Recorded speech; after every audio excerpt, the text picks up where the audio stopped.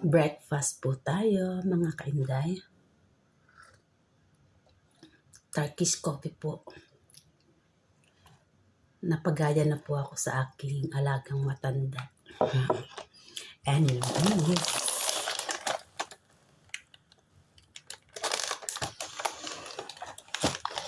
Ito po ay inaalmusal ko para mag-lose weight po ako.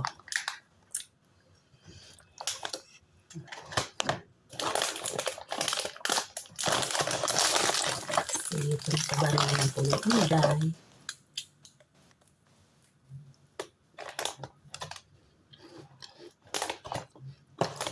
Nakaubos na po ako nito ng isang box. Kumakain po ako ng 3 to 4 slice every morning. And ito po ay ilang araw ng bukas ulit. So, lapit na po ulit siya maubos. Kaya kailangan na ulit bumili ang inday.